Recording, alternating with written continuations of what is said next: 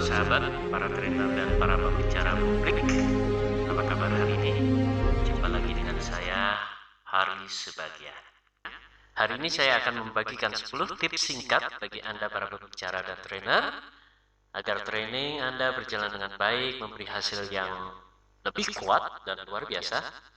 Anda bersemangat, peserta bersemangat dan gembira, serta apa yang ingin Anda sampaikan bisa optimal terdeliver.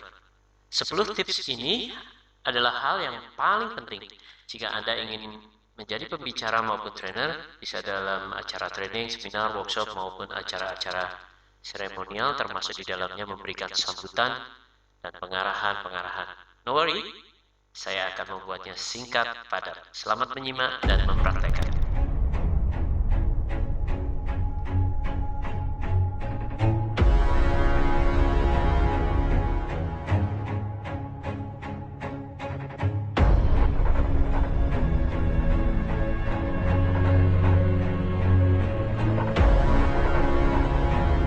Oke, tip yang pertama adalah 3M, 3M. Membangun, motivasi, mengajar. Sangat tidak disarankan, bahkan dilarang Anda berbicara di depan publik atau mengajar dengan motivasi yang rendah. Sehebat apapun materi yang Anda sampaikan akan tidak menarik dan menjadi lemah. Berangkatlah untuk mengajar dengan motivasi tinggi, tidak ada opsi lain. Anda harus sangat bersemangat karena hanya orang yang bersemangat yang bisa menyemangati. Termasuk di dalamnya menyemangati orang untuk tetap memperhatikan Anda. Carilah sumber motivasi yang kuat dan banyak. Bisa dari aspek finansial, spiritual, atau hal lainnya. Yakinkan diri Anda apa yang akan Anda sampaikan itu sangat penting untuk diikuti. Mengajar atau berbicara itu harus memotivasi dan syaratnya Anda harus sangat bersemangat. Hasilnya akan dahsyat dan menyengat.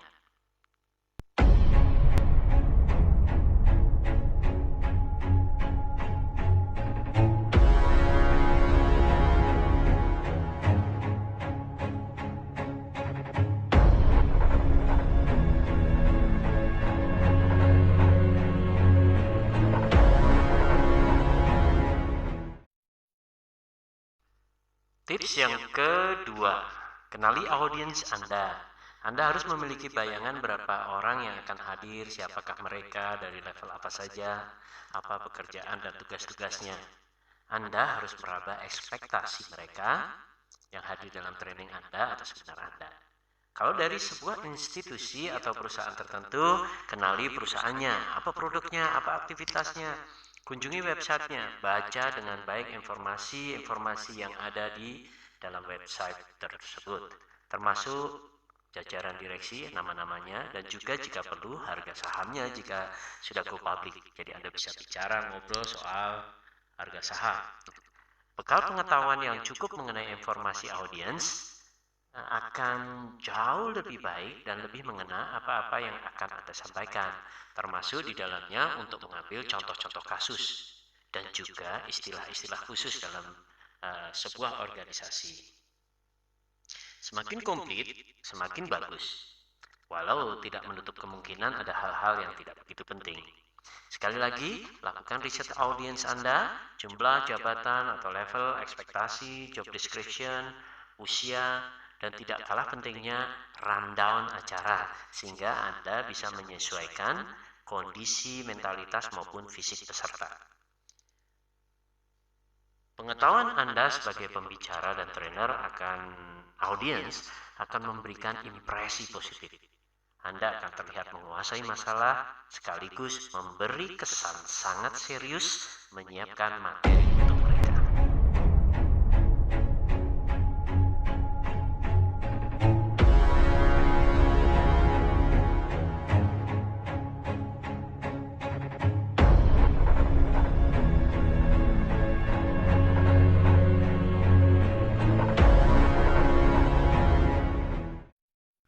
Oke, kita sampai tips ketiga, yaitu conditioning atau pengkondisian.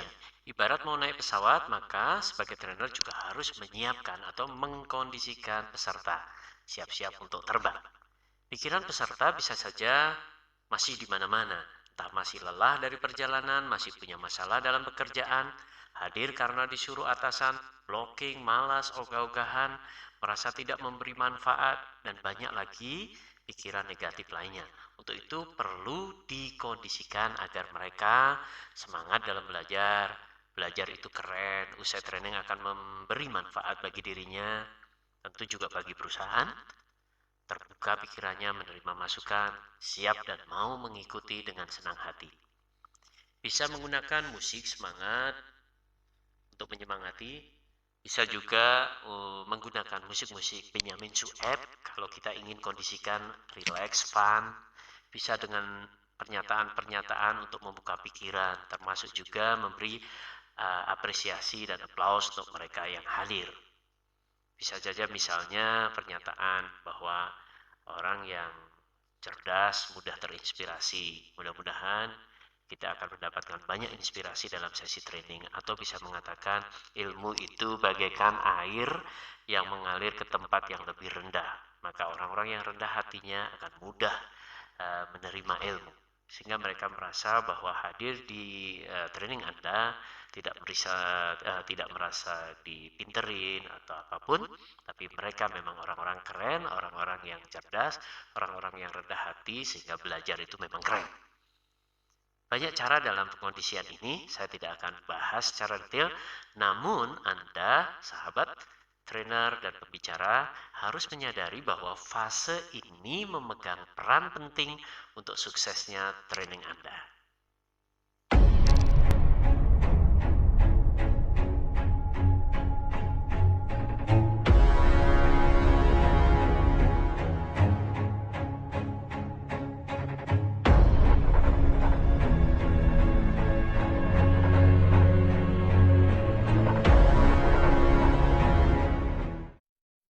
Sekarang kita masuk ke tip keempat, yaitu sharing fakta.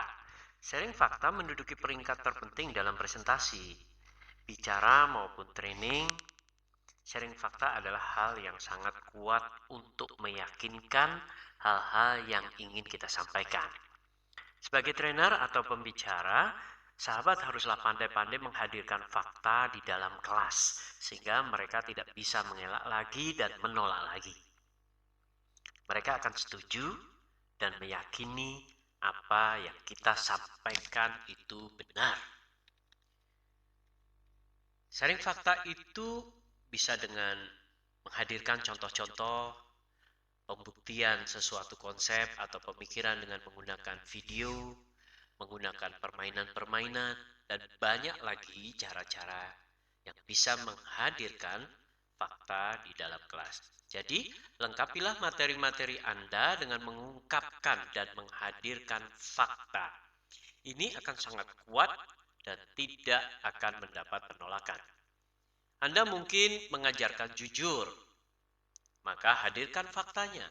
Anda mengajarkan fokus, hadirkan faktanya. Anda mengajarkan pelayanan, hadirkan faktanya. Anda mengajarkan soal habit, maka hadirkan faktanya. Dan apapun yang Anda ajarkan, maka supportlah dengan fakta-fakta yang ada. Agar training dan bicara Anda menjadi sangat kuat, maka berlatihlah dan koleksilah fakta-fakta yang ada, atau hadirkan dengan contoh, video, permainan, game-game, kemudian bisa juga artikel dalam koran-koran, bisa juga berita. Nah, fakta itu Anda hadirkan dalam kelas, sehingga apa yang Anda sampaikan mendapat supporting data yang sangat kuat. Ingat sekali lagi, sharing fakta itu termasuk dalam top 10-nya dunia training.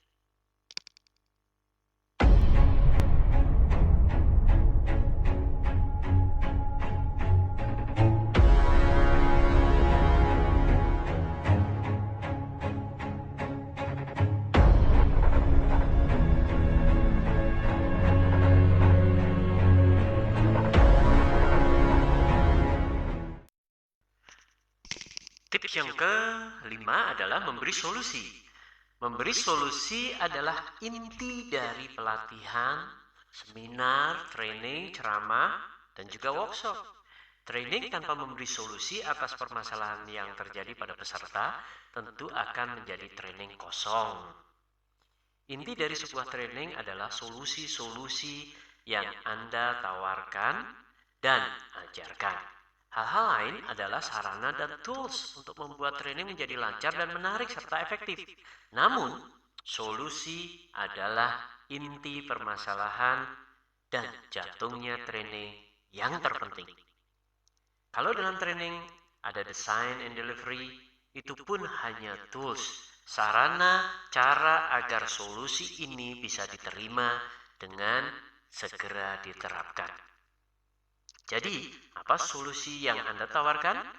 Untuk itu, baik melalui riset awal, diskusi di kelas, maupun Anda sudah siapkan sebelumnya, maka training adalah solusi-solusi atas permasalahan yang ada dalam kehidupan peserta. Siapkan solusi Anda.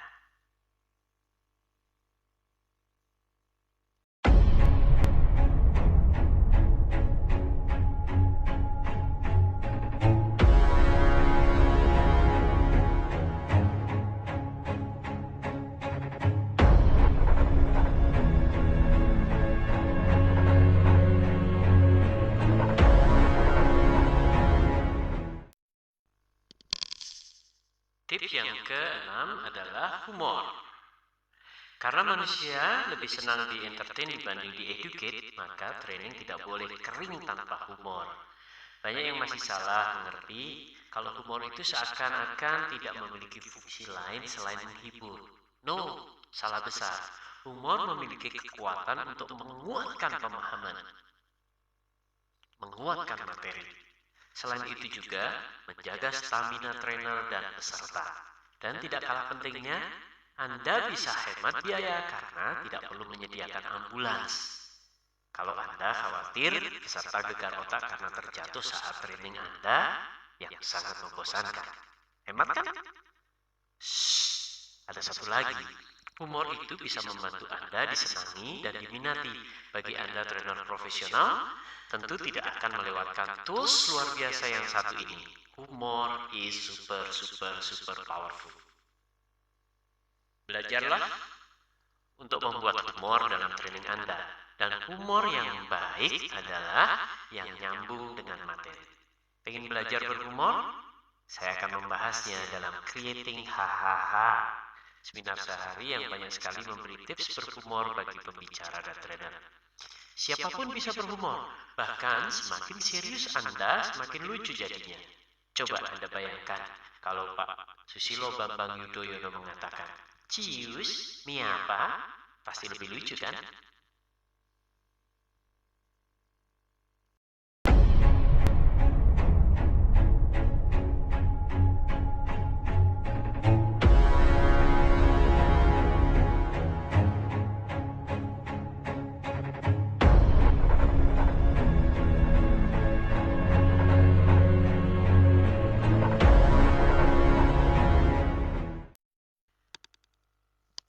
Tips ketujuh adalah bahasa emosi.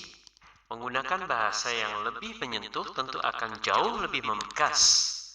Intensitas emosi yang tinggi bisa membantu memunculkan kesadaran yang kuat. Bahasa yang menyentuh atau emotional language bisa sangat kuat dan berdampak, sekaligus membekas dan mengubah. Dalam sesi landing atau penutupan, bahasa-bahasa emosi ini tentu sangat baik dan powerful. Misalnya, kalau Anda mengatakan, "Ayo, kita harus sukses," itu tentu terasa biasa saja. Tentu akan lebih baik menggunakan bahasa yang ada kandungan emosi. Misalnya, Anda mengatakan, "Sahabat, dalam hidup yang hanya satu kali kesempatan yang Tuhan berikan kepada kita, maka kita harus menjalaninya dengan sungguh-sungguh. Kita bisa menjadi pribadi yang sukses, bahagia, dan bermakna bagi sesama." Coba cek kembali bahasa-bahasa yang sahabat gunakan. mulailah memilih kalimat yang memiliki kandungan emosional. Gunakan emotional language untuk training dan bicara Anda. Sekali lagi, sahabat saya ingatkan, sentuhlah hatinya dan hatinya akan jatuh kepada Anda.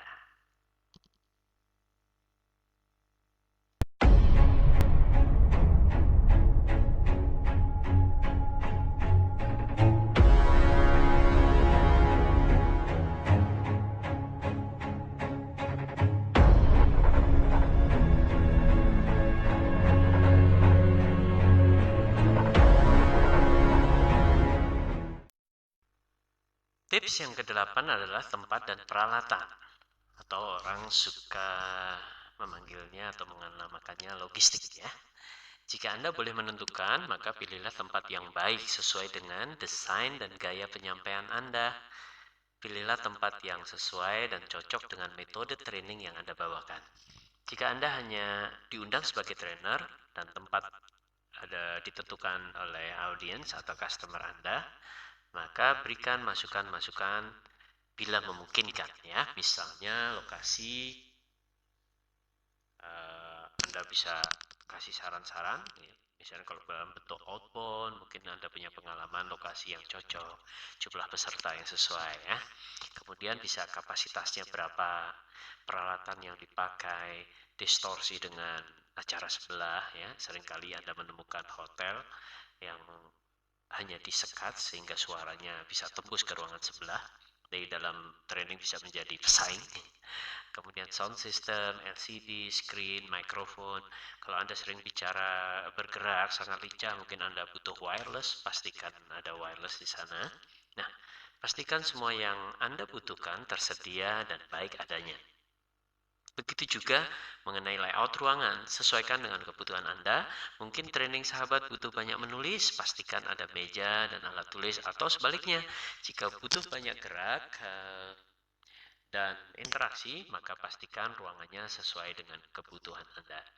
Jangan pernah sepelekan masalah ruangan ini ya, karena ini menjadi faktor yang sangat penting keberhasilan training Anda.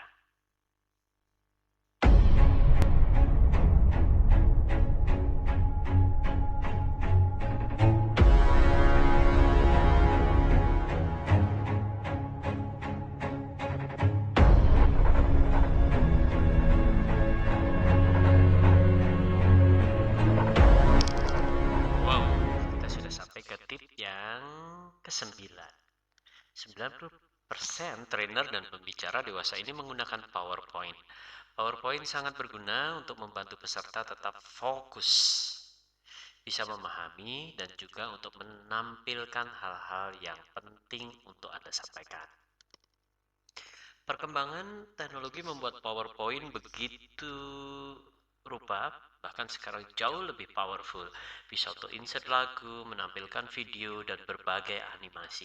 Ditambah dengan mudahnya dan murahnya teknologi pendukung, maka PowerPoint bisa membantu menampilkan hal-hal secara instan. Misalnya aktivitas beberapa menit yang lalu dari acara training sudah bisa kita share melalui PowerPoint. Cukup dengan menggunakan handphone, dengan kabel data, ya sangat simpel. Jadi indah, bagus, dan benarnya slide-slide Anda akan sangat mempengaruhi suksesnya training Anda. Jangan berlebihan. Jangan berlebihan dalam menggunakan PowerPoint atau tools dan feature-feature yang ada di PowerPoint. Kelemahan atau kesalahan yang paling sering dibuat adalah berlebihan. Gunakan prinsip sederhana. Ya, sederhana saja justru akan lebih menarik dibanding Anda memakai fasilitas yang ada secara berlebihan. Oke, yuk kita lihat beberapa poin saja ya. Misalnya, hal yang perlu Anda perhatikan, tata warna yang baik. Jangan sampai misalnya backgroundnya kuning, tulisannya putih. Ya, Anda bisa rasakan sendiri apakah warna-warna ini cocok, enak dilihat, mudah dilihat. Yang kedua bisa misalnya font, jangan terlalu banyak menggunakan fonts. Font begitu banyak, kemudian Anda coba pakai semuanya, maka slide Anda justru terasa sangat rumit. Oke, bisa juga animasi secukupnya. Jangan bullet point dengan terbang, dengan berputar sehingga membuat pusing. Justru gunakanlah yang sederhana. Bullet point usahakan minim saja ya, 2, 3 itu cukup ya. 5 rasanya sudah maksimal, 7 sudah berlebihan. 10, 12, 15, 20 sudah keterlaluan ya. Bullet point sedikit saja. Oke, kemudian clip art rasanya harus mulai ditinggalkan ya. PowerPoint gunakanlah gambar. Jadi saya sangat sarankan untuk sahabat lebih baik Anda belajar juga Photoshop. Itu jauh lebih bagus daripada Anda menggunakan clip art, apalagi clip artnya berupa animasi yang berputar-putar, sangat annoying ya, mengganggu sekali. Oke sahabat, gunakan PowerPoint ini sesuai namanya PowerPoint. Buatlah poin-poin dan Anda akan menjadi powerful. Jangan sampai slide Anda berisi tulisan yang panjang lebar. Kenapa? Karena itu akan menjadi buruk. Kenapa menjadi buruk? Karena kecepatan orang membaca lebih cepat dibanding Anda membaca. Jadi kalau PowerPoint Anda terlalu banyak tulisan, maka peserta akan mengatakan dalam hatinya, Pak, Bu, biar saya yang membaca, Bapak pulang saja.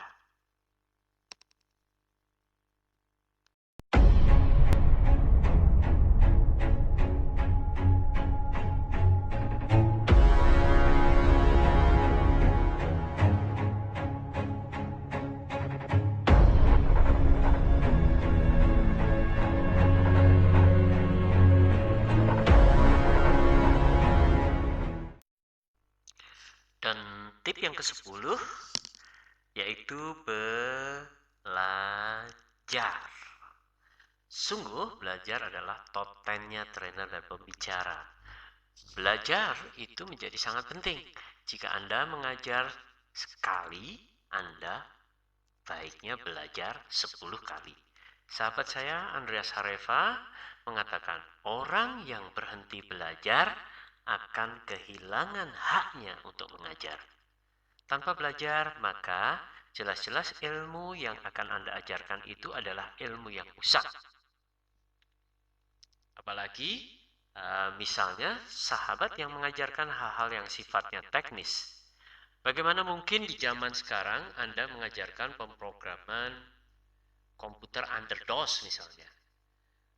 Belajar itu adalah tugasnya pengajar. Belajar di sini tidak hanya mempelajari ilmu-ilmu baru dari buku-buku baru, namun juga mempelajari banyak hal secara up to date.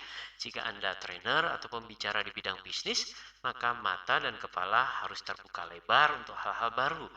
Antena di kepala Anda terpasang terus dan siap untuk terinspirasi. Baik, selamat belajar dan bersiaplah untuk mengajar. Sahabat trainer dan pembicara publik, semoga tips ini bermanfaat untuk Anda. Saya sangat yakin apa yang Anda ajarkan adalah hal-hal baik dan bermanfaat. Semoga kita menjadi bagian dari kebaikan Indonesia. Semakin sukses, semakin bahagia, semakin bermakna. Saya Hari Subagia, semoga hari Anda semakin bahagia.